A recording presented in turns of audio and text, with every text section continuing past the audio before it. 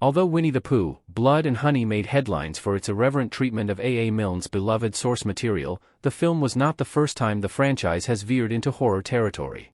The 2023 movie's premise sees beloved characters Pooh and Piglet transformed into horrific caricatures of themselves, embarking on a murderous and vengeance-fueled rampage. While this is a far cry from Disney's child-friendly depictions of the classic characters, one earlier movie does predate Blood and Honey's horrifying setup. Made for a budget of just $50,000, Blood and Honey is a subversive distortion of the classic Winnie the Pooh story. Focusing on Pooh and Piglet's quest for revenge after they were abandoned in the 100-Acre Wood by Christopher Robin, the movie is a brutally dark slasher that utilizes extreme violence from the outset.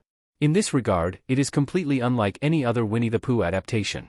However, despite its copious gore, the movie is not the only Winnie the Pooh project to incorporate horror elements into a traditionally innocent narrative. Pooh's Grand Adventure, The Search for Christopher Robin is the original Winnie the Pooh horror. Pooh's Grand Adventure Tigger, Pooh and Rabbit.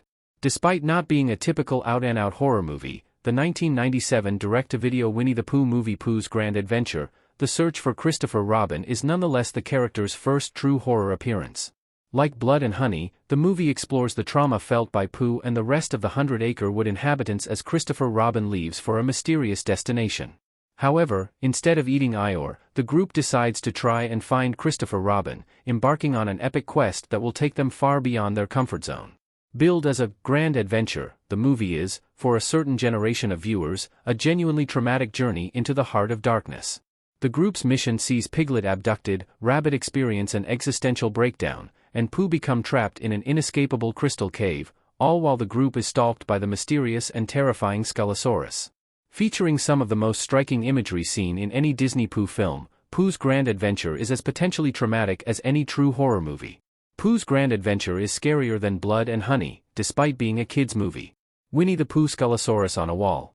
Part of the reason Pooh's Grand Adventure is so unsettling is the bizarro way in which its world is depicted.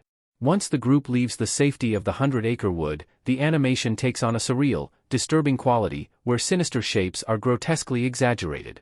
Memorably, the group has to enter a cave in the shape of a hideous skull, while another scene distorts Pooh himself into a horrifying monster.